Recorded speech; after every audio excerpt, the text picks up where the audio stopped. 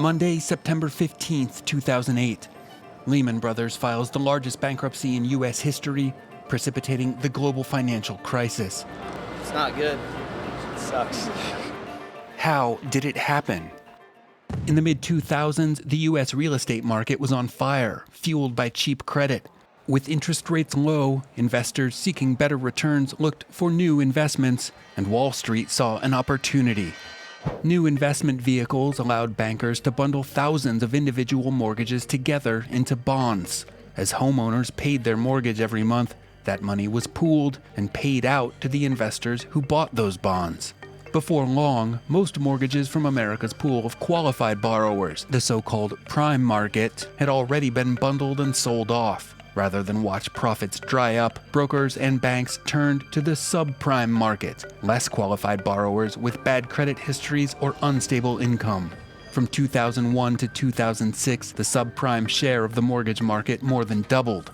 The risky debt was packaged together with safer debt, then split up and sold off, often without investors or banks knowing the content of prime versus subprime debt in their bonds. To boost returns, banks borrowed to exponentially increase the stake and thus the payoffs of their bets, in a practice known as leverage. Profits soared. But the good times wouldn't last. As subprime borrowers began to default, housing prices started to fall. Defaults sped up, and banks everywhere found themselves saddled with enormous loads of bad debt mixed in with the good.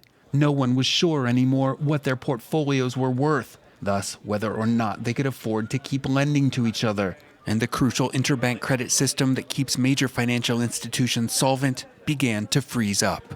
By 2007, subprime mortgage brokers started to go bankrupt and real estate hedge funds began to fail. By 2008, the situation was spinning out of control.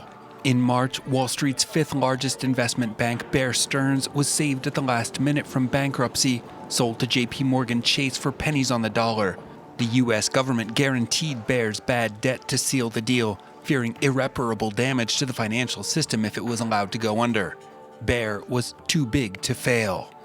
Given the current exceptional pressures on the global economy and financial system, the damage caused by a default by Bear Stearns could have been severe and extremely difficult to contain. In July, the government was forced to rescue mortgage giants Fannie Mae and Freddie Mac in a $187 billion bailout, the largest in U.S. history. With panic spreading, Wall Street looked for who would be the next to fall. Number one on the list was Lehman Brothers, with massive exposure to the crumbling mortgage market after years of buying in big. Its stock price tanking, Lehman, with the government's help, tried to find a buyer, but no luck. After a summer of rescues, the political appetite for another huge Wall Street bailout was gone, and the 150-year-old firm was finished. CEO Dick Fuld insisted he had done all he could to save it. Based on the information that we had at the time, I believed that these decisions and actions were both prudent and appropriate. In the panic that followed Lehman's bankruptcy, even larger government bailouts were yet to come, and the worst of the financial crisis was just getting started.